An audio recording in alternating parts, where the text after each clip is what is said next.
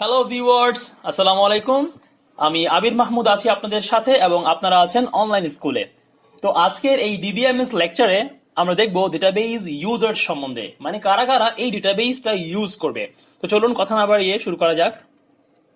So প্রথমে আমরা এক পলকে দেখে নিই যে ডেটাবেজ ইউজার্স কে কে আছে, I mean types of database users. So প্রথমে আছে ডেটাবেজ অ্যাডমিনিস্ট্রেটর, যেটাকে আমরা ডিবিএ বলি, তারপর সিস্টেম অ্যানালিস্ট, দেন আছে database designers, then application programmers, naive users or parametric users, then sophisticated users, এবং last one casual users or temporary users. তো আমরা সবগুলো ইউজার সম্বন্ধে দেখবো এবং আমি একটু চেষ্টা করেছি সিরিয়ালটা মেনটেন করার জন্য, কার পরে কার ক্ষমতা বেশি সেটা আমরা উপর থেকে নিচের দিকে দেখবো। সো সবার প্রথমে যেটা আসে সেটা হচ্ছে ডেটাবেজ অ্যাডমিনিস্ট্রেটর। তো অ্যাডমিনিস্ট্রেটর কথাটা শুনে বুঝতে পারছেন তার ক্ষমতা কতটুকু। একটা ফিগার দেখানো হয়েছে আপনাদেরকে, এটা গুগল থেকে কপি পেস্ট করে দিয়েছি। তো এই ফিগারটা একটু খেয়াল করুন, এখানে দেখেই বোঝা যাচ্ছে সে একসাথে অনেকগুলো জিনিস হ্যান্ডেল করছে। সো আমি একটু বুঝাচ্ছি আপনাদের যে ডেটাবেজ অ্যাডমিনিস্ট্রেটরটা আসলে কি, কে এবং তার কাজ কি। So database administrator is a person or a team who is responsible for managing the overall database management system. মানে হচ্ছে database administrator একজন মানুষ হতে পারে বা একটা টিমও হতে পারে যে ওভারঅল ডেটাবেসটাকে ম্যানেজ করবে, এবং তার রেসপন্সিবিলিটি গুলো কি কি সেটা আমরা একটু পরেই দেখব। সো সেকেন্ড পয়েন্টটা খেয়াল করুন, ডিবিএ মানে database administrator controls the three levels of the database. Database তিনটা লেভেলে কাজ করে, low level, mid level, up level. তো তিনটা লেভেলেই ডেটাবেস অ্যাডমিনিস্ট্রেটরের অ্যাক্সেস থাকে, সে সবগুলোই কন্ট্রোল করতে পারে। Then DBA is a leader of the database, মানে সে database এর leader, he is like a super user of the system. সেই মেইন ইউজার এবং সেই হচ্ছে একজন সুপার ইউজার পুরো সিস্টেমের। তো তার রেসপন্সিবিলিটি গুলো কি কি সেগুলো একটু আমরা দেখবো। Deciding the instances for the database, সে ডেটাবেসের ইনস্ট্যান্স গুলোকে ডিসাইড করবে, দেন সেই স্কিমা গুলো ডিফাইন করে দিবে, তারপর সিকিউরিটিটা সেই ডিফাইন করে দিবে। তার মানে বুঝতেই পারছেন তার ক্ষমতা অনেক বেশি এবং তার কাজ এই ডেটাবেসের মধ্যে সবচেয়ে বেশি। দেন ব্যাকআপ অ্যান্ড রিকভারি, ডেটাবেসটাকে ব্যাকআপ এবং রিকভারি করার ক্ষমতা তার উপরেই আছে এবং সেই কাজটা করবে। দেন মনিটরিং দ্য পারফরমেন্স গুলো সে মনিটর করবে। So those are the responsibility of A DBA. তারপর হচ্ছে সিস্টেম অ্যানালিস্ট, ফিগারটা একটু খেয়াল করুন, মানে যখন একটা ডেটাবেস তৈরি করা হয় তখনই কিন্তু এই সিস্টেম অ্যানালিস্টের প্রধান কাজ থাকে। এখানে ডিবিএ এর পর এই ক্ষমতা হচ্ছে সিস্টেম অ্যানালিস্টের উপরে। তাহলে আমরা একটু দেখি সিস্টেম অ্যানালিস্ট আসলে কে এবং তার কাজ কি। তো system analyst analyse the requirements of end users, specially naive end parametric end users. তো এন্ড ইউজার কারা? যারা এই ডেটাবেসটা ইউজ করবে, তাদের রিকোয়ারমেন্ট অনুযায়ী সে একটা অ্যানালাইসিস তৈরি করবে ডেটাবেসটা কিভাবে বিল্ড হবে তার উপরে। তো সিস্টেম অ্যানালিস্টের এখানে কাজ সবচেয়ে বেশি, সে এন্ড ইউজার থেকে রিকোয়ারমেন্ট নিয়ে অ্যানালাইসিস করবে। তাহলে এখানে এন্ড ইউজার বলতে আসলে বোঝানো হচ্ছে নেভ এবং প্যারামেট্রিক ইউজারকে। তো নেভ এবং প্যারামেট্রিক এন্ড ইউজার মানে হচ্ছে আমরাই যারা সাধারণ ইউজার আছি, আমরা এই নেভ এবং প্যারামেট্রিক ইউজার নিয়ে একটু পরে আবার কথা বলবো। আপাতত সিস্টেম অ্যানালিস্ট একটু দেখি। Then system analyst checks whether all the requirements of end users are satisfied. তাহলে এন্ড ইউজারের যা যা রিকোয়ারমেন্ট আছে সেগুলো সবগুলো চেক করে অ্যানালাইসিস করার দায়িত্ব সিস্টেম অ্যানালিস্টের। তো সিস্টেম অ্যানালিস্ট জিনিসগুলোকে অ্যানালাইসিস করার পরে যে কাজ করে সে হচ্ছে ডেটাবেস ডিজাইনার্স। এখানে একটু খেয়াল করে দেখুন, ডেটাবেস ডিজাইনার যে ফিগারটা দেখা যাচ্ছে এখানে কিছু ট্যাবল দেওয়া আছে, এগুলো কিন্তু ট্যাবল, ঠিক আছে, এগুলো ট্যাবল। তাহলে যে ডেটাবেস ডিজাইন করবে তাকে কিন্তু ট্যাবল গুলো আগে ডিজাইন করতে হয়, যে আমার এই ডেটাবেসে কি কি ট্যাবল থাকবে কিংবা কি কি অ্যাট্রিবিউট গুলো থাকবে, এগুলো তাকে ডিজাইন করতে হয়। তো সে এগুলো ডিজাইন করে কিভাবে? যে সিস্টেম অ্যানালিস্ট আছে সে রিকোয়ারমেন্ট গুলো নিয়ে যে অ্যানালাইসিস করে ওই রিকোয়ারমেন্ট গুলোর বেসিসে ডেটাবেস ডিজাইনার ডিজাইন করে। তাহলে দেখুন, database designers design the appropriate structure for the database which includes tables, indexes, views. যেটা আমি এইমাত্র বললাম যে ডেটাবেস ডিজাইনার ডিজাইন করবে একটা স্ট্রাকচারকে যেখানে ট্যাবল, ইন্ডেক্স, ভিউস এগুলো ইত্যাদি ইত্যাদি থাকবে। তো he or she controls what data must be stored and how the data items to be related. তাহলে যে ডেটাবেস ডিজাইনার থাকবে সে এগুলো ঠিক করে দিবে যে কি কি ধরনের ডেটা একটা ইউজার স্টোর করতে পারবে এবং ডেটাবেসের মধ্যে ডেটাবেস যে ট্যাবলগুলো আছে সেগুলোর মধ্যে কি রিলেশন হতে পারে, এগুলো একটা ডেটাবেস ডিজাইনারের কাজ। তাহলে সিস্টেম অ্যানালিস্টের পরে কাজ করবে ডেটাবেস ডিজাইনার, যে ডেটাবেসটাকে ডিজাইন করবে।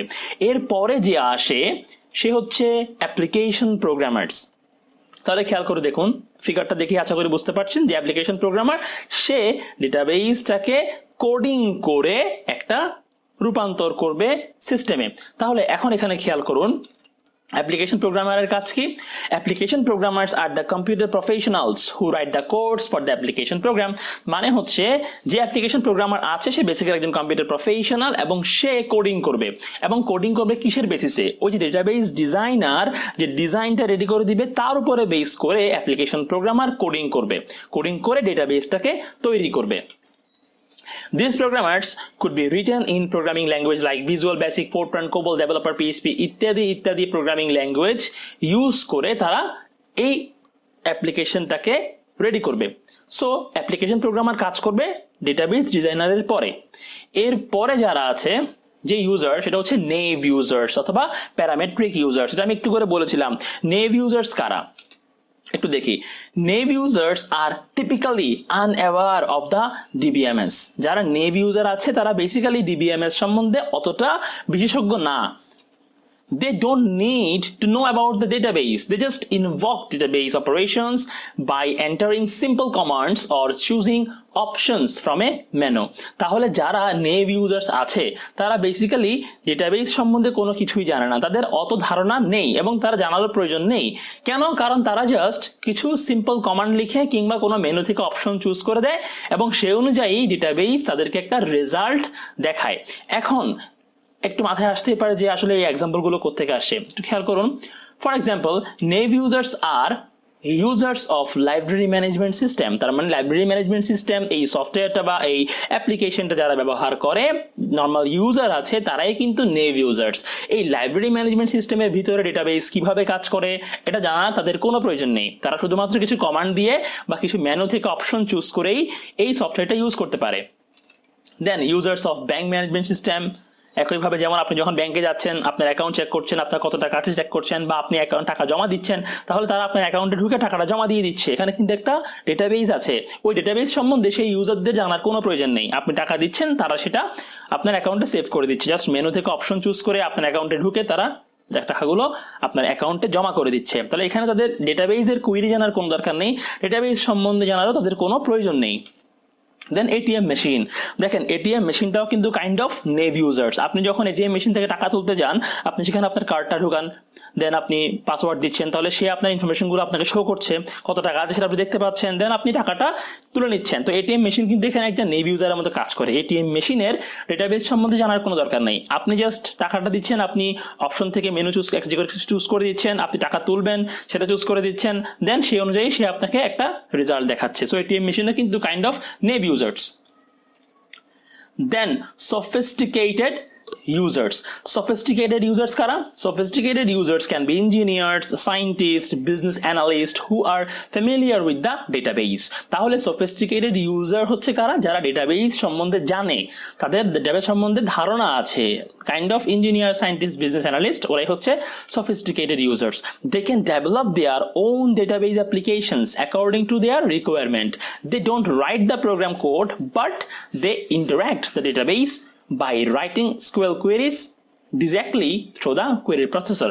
তাহলে যারা এই sophisticated user ওদের ডেটাবেস অ্যাপ্লিকেশনে তেমন কোডিং জানার কোনো প্রয়োজন নেই, ঠিক আছে? তাহলে তারা কি করতে পারবে? তাদের কোয়েরি প্রসেসর সাহায্যে জাস্ট কোয়েরিগুলো লিখেই তারা ডেটাবেসে বিভিন্ন ট্যাবল জেনারেট করতে পারবে, বিভিন্ন কোয়েরির সাহায্যে ডেটাবেস থেকে রেজাল্ট নিয়ে আসতে পারবে। তো তারা নিজেদের একটা ডেটাবেস তৈরি করতে পারবে, বাট তাদের এর জন্য কোডিং করার কোনো প্রয়োজন নেই। কোডিং করার কাজ ছিল আমাদের অ্যাপ্লিকেশন প্রোগ্রামার যিনি আছেন তিনি এই কাজগুলো করবে। Okay, next one, casual users or temporary users. তো ক্যাজুয়াল ইউজার কারা? These types of user communicate with the database for a little period of time. যেমন ধরুন আমি আমার মোবাইল থেকে বিকাশের সাহায্যে আমার ব্যাংক থেকে টাকাটা নিয়ে আসছি, জাস্ট লিটল পিরিয়ড অফ টাইমের জন্য আমি জাস্ট আমার ডেটাবেসটা ইউজ করছি, ব্যাংকের ডেটাবেসে ঢুকে আমি টাকাটা নিয়ে আসছি বিকাশ অ্যাপসের সাহায্যে, থার্ড পার্টি কোনো অ্যাপসের সাহায্যে। তাহলে আমরা হচ্ছে ক্যাজুয়াল ইউজার্স বা টেম্পোরারি ইউজার্স। আমরা সবসময় কিন্তু টাকা তুলছি না, মাসে 2বার বা 1বার যখন প্রয়োজন হয় তখনই আমরা এটা ইউজ করছি। So casual users also known as online users when they communicate with database through online. তো যখন আমরা অনলাইনের সাহায্যে কমিউনিকেট করছি আমরা তখন অনলাইন ইউজার হিসেবেই পরিচিত হচ্ছি। So casual users, temporary users কিংবা online users, both of them are same users. তো আজকের জন্য এখানেই সমাপ্তি ঘোষণা করছি। আমরা ইউজারগুলো জেনে ফেললাম, ডেটাবেজের মধ্যে টোটাল কি কি ইউজার আছে এবং তাদের ক্ষমতা কতটুকু, কার কাজের পরিসীমা কতটুকু, কে কে কোন কোন জিনিসগুলোর জন্য রেসপন্সিবল, সেগুলো আমরা দেখে ফেললাম। তো আশা করছি ভিডিওটি আপনাদের কোনো কাজে এসছে, ভালো লেগেছে। যদি ভালো লেগে থাকে দেন প্লিজ শেয়ার দিস ভিডিও। আর যদি আমার চ্যানেলে নতুন হয়ে থাকেন তাহলে অবশ্যই সাবস্ক্রাইব করবেন এবং ভিডিওটি আপনার ফ্রেন্ডদের কাছে পৌঁছে দিবেন। আজকের জন্য বিদায় নিচ্ছি, ভালো থাকবেন সবাই, আসসালামু আলাইকুম।